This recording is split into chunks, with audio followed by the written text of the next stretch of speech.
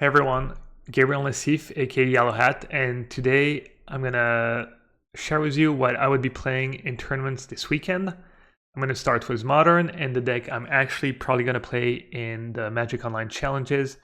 It's Omnath Control. It's a list I got from some prelim results. House of Mana played it to a couple 4-0s results, so I decided to give it a try. So far, so good. I've played 2 leagues with the deck, still undefeated, 10-0, which is not that easy to do, honestly. And the deck has felt strong. I've beaten Blue-Red Murktide a couple times, even though that was close. I didn't get to play against Hammer Time yet. I didn't play every matchup, obviously only 10 matches. But this is the list I plan on playing tomorrow in the challenge. And it's a little different from the other Omnath decks. It's got that control feel with the 4 counter spells and the free force of negation. And you're mostly a tap out deck. A lot of planeswalkers, lots of sorcery spells, creatures, verdict, prismatic ending, pretty much your entire deck. And that's why force of negation makes a ton of sense because you're tapping on it a lot, so you want to be able to counter something on their turn. Counter spells just here for versatility. It's a good spell on 2. It's a good spell once you have Teferi here of Dominaria and play on tapping your lands. The one change I made to the main deck, the only change I made so far, is to cut the Force iteration for Force Ren and 6. I feel like Ren and 6 is kind of the cornerstone of these decks. It's the reason it lets you play a pretty low land count for a control deck, only 24 lands. And I really like everything else about the deck. I think the mana base is good. I like the mix. I've been happy with it. A lot of people have questioned Jace the Mind Sculpture. It's a card you don't see as much in a deck like Blue-White Control. A lot of people just play Memory Delusion instead. So that might be a little off, but it works well in this deck.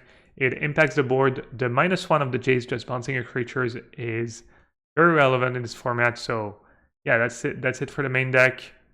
I'm looking forward to the challenges. I'm excited. We'll see how you do against tougher competitions. The leagues are not always the hardest matches and toughest opponent, but we'll see. Sideboard, I also made a few changes, and I think I got to a spot where I'm happy. One card I might play more of or could see playing in the main deck is Fury. That card was so good for me. I only had 1 copy, but it was amazing every time I drew it in the second league I played. And the rest is kind of your usual suspect: Purge, Dispute, Spreading Seas, Gust, Force of Vigor, Endurance, and Chalice of the Void. You could play Chalice of the Void main deck. You could play maybe a Fury in the main deck. And people a lot of the time ask me that this deck's really expensive. These decks are referred to as money tribal just because it's pretty much every expensive card in the format. So a lot of people are like, okay, if I don't have that card, what can I replace it? And my answer is, you can, there's a little wiggle room. Obviously, if you own 0 copies of Ren and 6, I would maybe not recommend that specific build, but what you can do is play iteration number 4.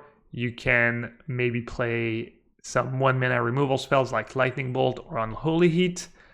Since you only have the Chalices in main deck, you could move Chalice to the main deck. You could play a card like Fury in the main deck. You could play cards like Spreading Seas in the main deck.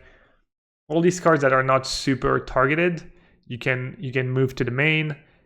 You can maybe play Endurance. You can kind of mix it up if you don't have all the cards. But obviously, the more you have, the better. So that's my pick for this weekend for Modern. I'm not sure it's the actual best deck. The actual best deck right now might just be Izzet Murktide, which I really liked for a while, and I did really well. I think I either won a challenge or final a challenge and was doing quite well.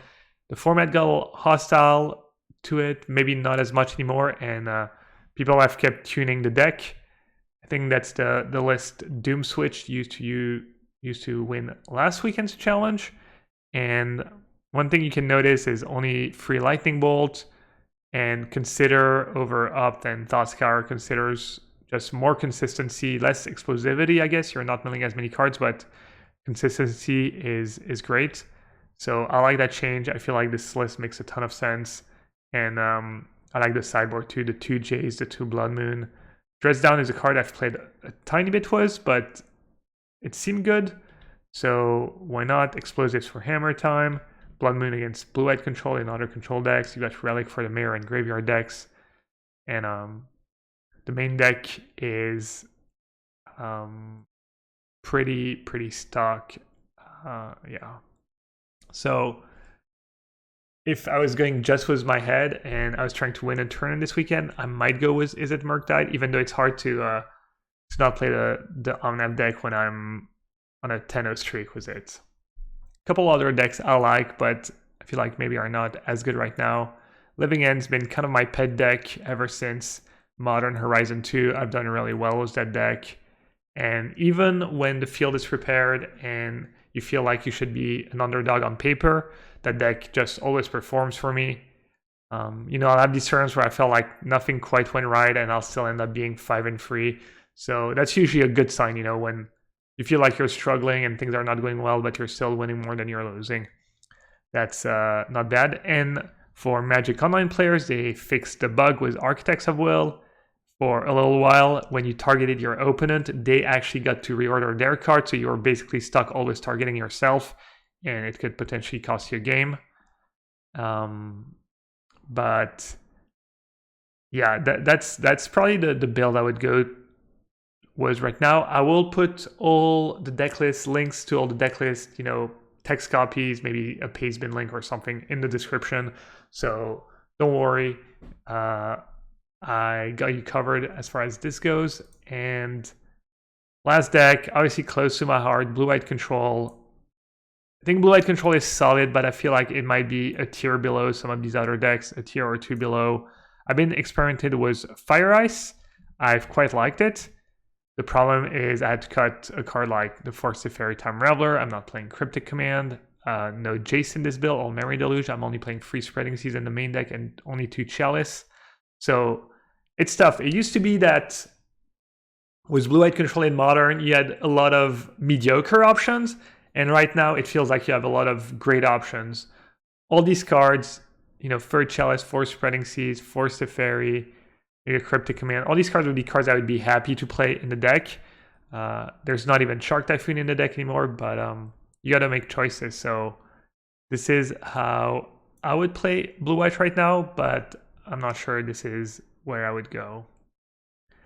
So that's for Modern. I'm going to use my superpowers, the Alt tab, and boom, Arena. So as far as Arena goes, I'm going to go quickly over Standard. Quick disclaimer, I haven't played Standard much. Also, let me know if you want more of these kinds of videos in the future, maybe on a Thursday or a Friday, kind of what I play this weekend. Knowing that obviously there's only so many hours in a week and I'm not going to be playing every format, every deck for hours on end. So sometimes it'll be a bit more in-depth, like for instance, maybe Modern this week. I played a decent bit of Modern and I can give you maybe a little more insight. When it comes to Standard, I've literally played 0 games of Standard this week, I believe. But I don't think you can go too wrong with Is It Epiphany. What you've seen in Standard is that white and green decks have been performing okay, but when you look at tough fields or good players, the deck that seemed to do the best for them is It Epiphany. So if you're comfortable playing this deck and this kind of deck, I would just recommend going with fairly stock Is It Epiphany list. This is the list that Corey Boymeister used to win the SCG Envy a week ago, and I believe it might be inspired by maybe what Seth Manfield was playing on his stream. Anyways, solid list. There's a card missing from the sideboard. I'll figure it out. I'll have the proper list in the description below.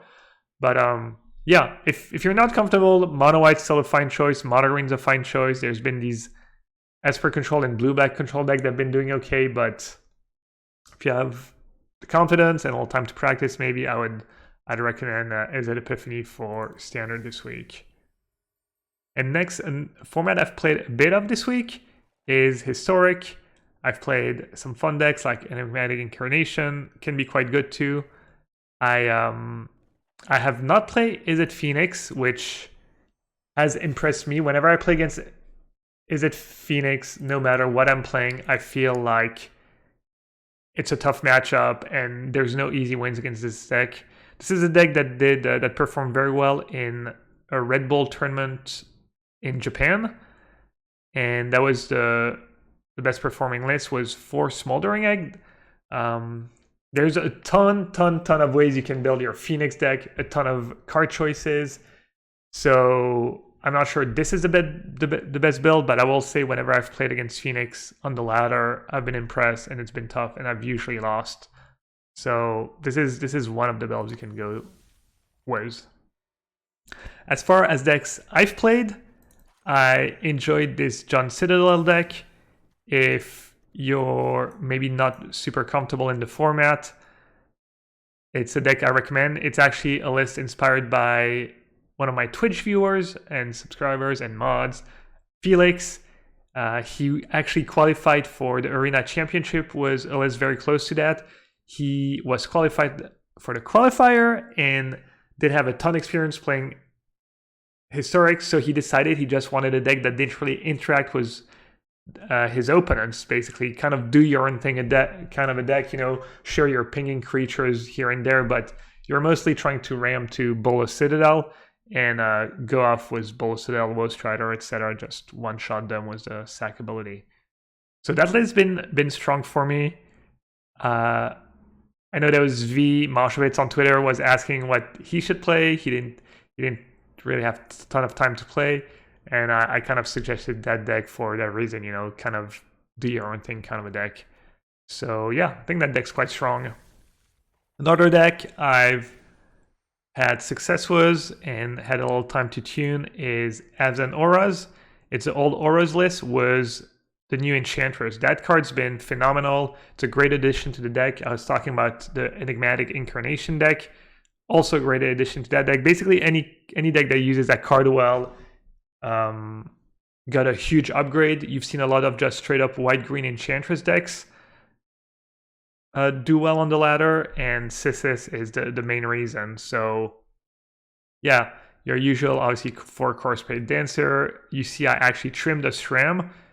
It used to be that you didn't always have enough of these 2-drops, and now with Sithis you got up to 12 if you want to. I think 11 is kind of a sweet spot, and this is a list. It's obviously not perfect, but I've been tuning it.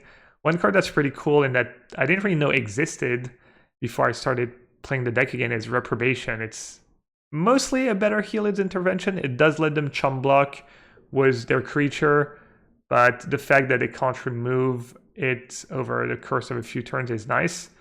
So Helid's Intervention is fine, Reprobation is fine, could go either way. Sideboard, I will maybe highlight the heavy numbers of Hushbringers. Hushbringer just totally shuts down one of the best decks in the format, the mono white human deck, or sometimes the splash green for Collected Company. Hushbringer is just great against them. I even have one in the main deck.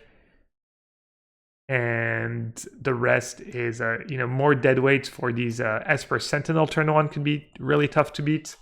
So I feel like I got the list in a decent spot, and I think that's a solid choice.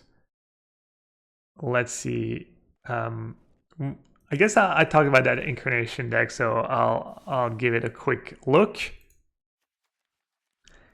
It relies obviously over that enchantment, or relies on that enchantment. You got this I was talking about, and one of the reasons I wanted to bring up this deck is, never mind. I was gonna say Archon of Absolution. For that, I'll have to go to, where are you? Blue-White Control Historic. Obviously, I love Blue-White Control. I would not quite recommend it for this weekend, even though I think it's solid. But yeah, one card I want to talk about, Archon of Absolution. That card is such a house. Some of the best decks in the format are mono white aggro, mono white splash green, and that card basically shuts them down entirely. Unless you're super far behind, or people have started coming up with creative answers. I would, if it's a matchup you're struggling with and you have access to white, that card, it is really narrow. For instance, I'm not sure I would even bring it in against a decks like auras, even though they have white creatures. It might be okay to bring it in. It might be okay, but yeah, this card's an absolute 10 out of 10 in against the white deck, and that white deck's been really, really good. It's a deck I've struggled against, so keep that in mind if you're building your sideboard in Historic this weekend. So yeah, that's it for this video. If you liked it, make sure you give me a like. That helps a lot. If you haven't subscribed yet and you want to see more content, make sure you do. And yeah, let me know in the comments if that's the kind of video you would want to maybe see once a week. I might not do it every week if I feel like I really don't have that much to add, or I could just do it anyways and kind of use other people's content and stuff I've seen online, which is kind of what I did for some of these decks this week. But yeah, as always, if you made it this far, thank you so much for watching, and I'll see you next time. Take care.